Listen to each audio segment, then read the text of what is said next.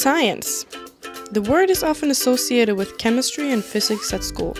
Apart from the occasional cool smoke bomb in class, many think of difficult formulas to remember, and maybe an Einstein-looking professor with teaching methods as engaging as watching paint dry.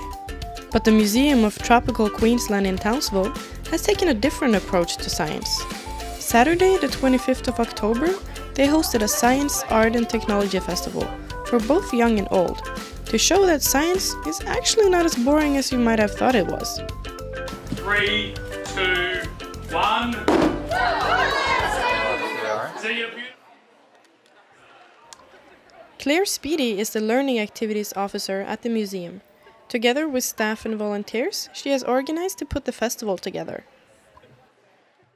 We're doing the festival because it's really important for the community to learn about science. We want as many people as possible to engage with science. It's around us everywhere, and this is a fantastic opportunity to have some really hands-on science with some very famous scientists from around Australia, and it's been so popular. We've had lots of people saying, can we do it again, can we do it again?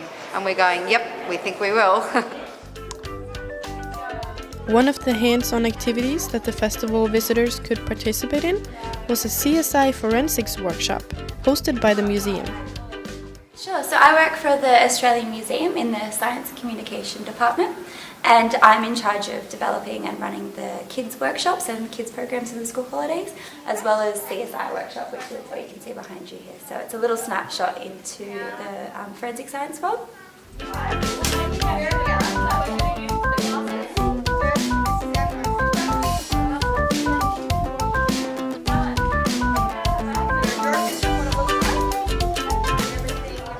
And we've been doing it in our science festivals for a couple of years now, and the kids really respond to it quite well. It's a very engaging and very hands-on activity. Plus forensics is a topic that kids absolutely love and get really excited about. So it's turned out really big numbers for us, and the kids always love the program, so we've just continued to run it, and we take it away to our regional festivals as well. We find that kids from the regional areas love it as well, so it's a very popular workshop.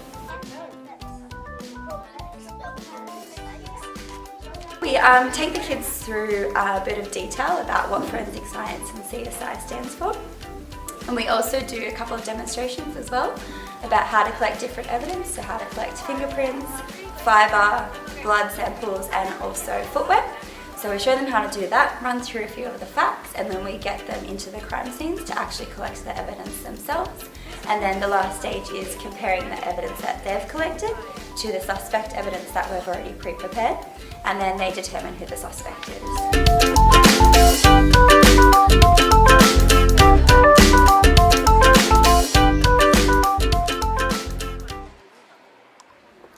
Cecilia Messia is a volunteer at the museum. She's working on bird taxidermy. It takes 3 days to taxidermy a bird, and it has to be refrozen several times to prevent it from rotting. This is a honey-eater, white-gaped honey-eater found in the gardens of Townsville. And this morning I have opened its abdomen from its sternum down to its pelvis using a scalpel, and I've used the end of the scalpel to just gradually take the skin away from the body, trying to keep the feathers as clean as I can. We use this very fine powder to put on borax wherever we find there might be bleeding to soak up the blood. We usually sprinkle it in the abdomen as well, but this one doesn't have a lot of bleeding in it, so it's fairly dry. I have detached the legs. I've cut off the bones from the actual body of both the legs, and I'm doing the wings, and I'm going to take the skin all the way back over the head and cut the neck bones, and then take the whole body and neck out in one. I'm a plant ecologist at the University of New South Wales in Sydney, and I study global scale patterns in how plants grow and reproduce. So I've been looking at global patterns in seed size, so how big the plants make their seeds and how that varies around the world. And I talked today about my World Herbivory project, where I studied how much plants were getting eaten by animals in 75 different ecosystems all around the world. Professor Moles is one of the talented researchers that spoke at the festival about their work. She talked about her World Herbivory project and the surprising outcomes from her research. So my research, I studied global scale patterns in how plants and animals interact. So for instance, one of the things that people always assumed is that the interactions between plants and animals are more intense in the tropics, that plants are more likely to get eaten by animals here, for instance, or more likely to have predators and pathogens attacking them, that life is somehow more intense up here in the tropics. And this is something we've always believed, but nobody ever really tested it. So I went out to 75 different ecosystems around the world, from Greenland to the Congo to even Townsville, and measured how much the plants were getting eaten by animals, and I collected leaves and measured how toxic those leaves were to animals, and my results were really quite surprising. Everybody always knew that plants lost more energy to herbivores in the tropics, and it was wrong. So plants are attacked by animals about equally everywhere in the world, and they're also actually slightly better defended out towards the poles, which means that bioprospecting companies who've always been going to tropical ecosystems like Brazil or India or whatever to look for the next new compound to cure cancer, actually they should just stay at home and look in their back gardens, because the plants at higher latitudes are actually slightly more likely to have interesting bioactive compounds in them. From a biologist to a microbiologist, Andrew Cameron held a workshop at the festival about flavor pairing. Have you ever wondered how hazelnuts and carrot taste like? Or beetroot and chocolates? Cameron created flavors you might have never imagined. At the festival I ran a flavour pairing class, and I got kids to try new flavour combinations but also new sensations. I took them through horseradish paired with celery. I taught them through beetroot with salted dark chocolate. I took them through orange with coriander, and they talked about how the molecular flavours kind of work and how they can experiment at home. The kids, there was about a 50% split of things being far too strong and confronting, and other people like being absolutely amazed that they haven't tried anything like it before, and they're going to go home and experiment with new things, and they've added new flavours to the flavour bank in their head, and it's opened up a new world within their kitchen. Caesar salad and okay.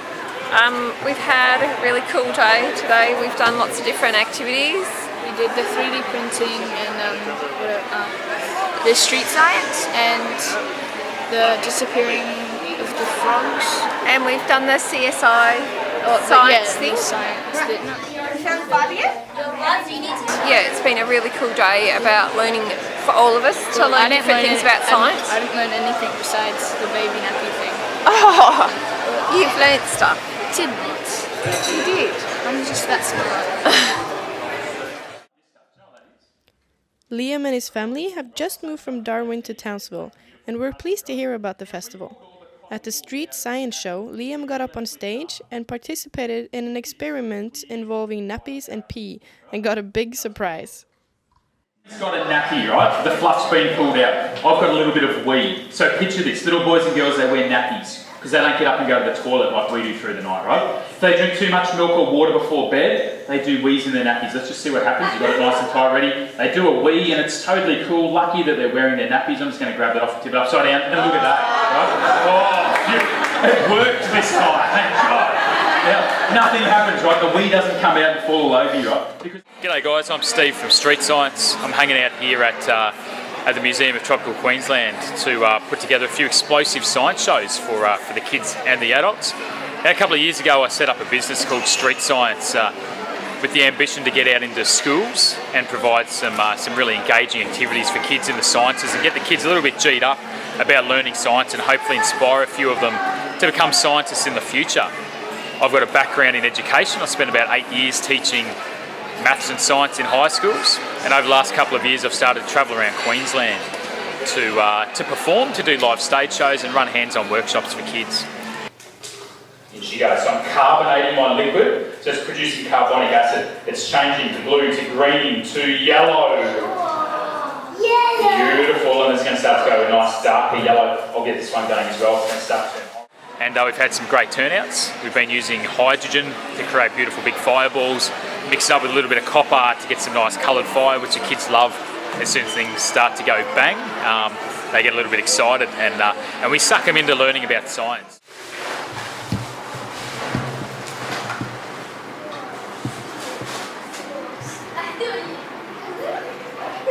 See you next time. Thank you, guys.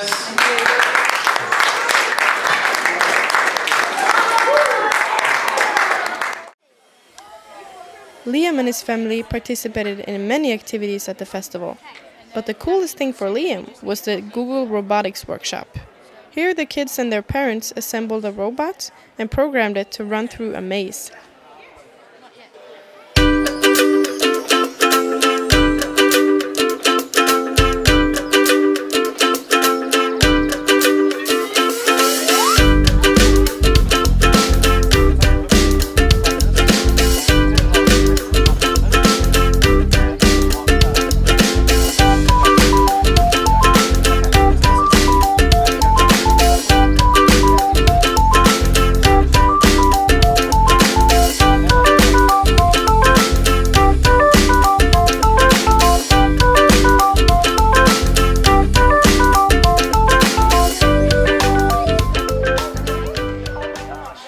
So my name's Sally Ann Williams. I'm the Engineering Community and Outreach Manager at Google Australia. And what I do is I work on the engineering team there. I have a portfolio of 3 programs. The one that's probably most relevant for today is K-12 computer science engagement and outreach. So that basically means getting kids excited about programming, computational thinking, coding and robotics, and helping them understand that it's actually really fun, that it's really engaging, that it's really exciting, and that it's not something that, it's not too difficult, that anyone can actually do it. Doesn't matter how old you are or how young you are, but anybody can get involved and get on board with coding.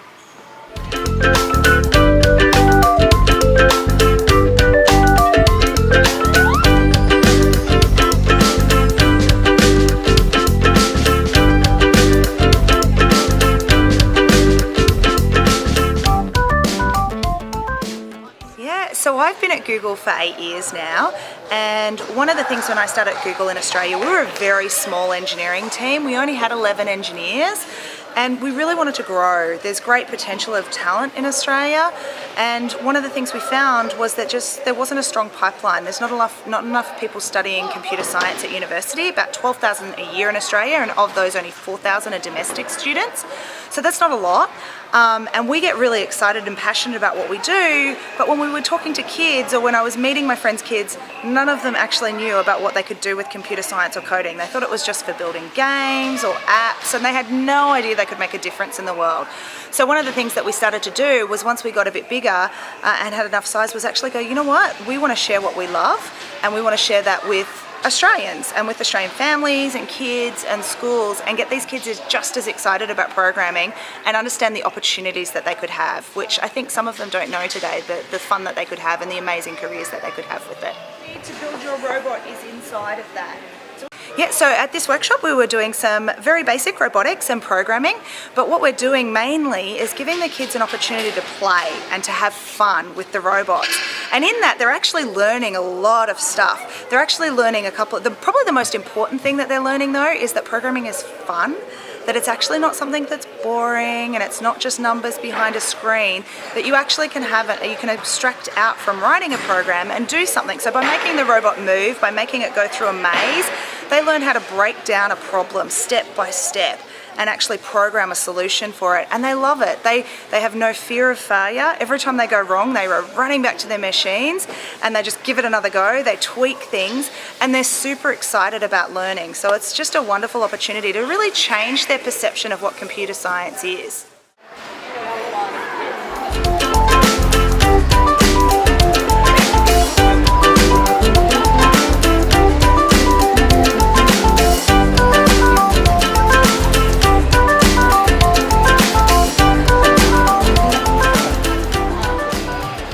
but the comments from the visitors is that yes, can we do it again? This has been fantastic. Particularly the opportunities to do things that they don't normally get to do, like the Google robotics workshops and the CSI activities and the engaging with the scientists. And of course, we have the Café Scientifiques, which we had one last night and then another one tonight, and that's a chance to engage with really, like, super high-powered scientists. These are really, really important people in their fields, you know. So, you know, potentially, you know, Nobel Prize winners. So it's been great.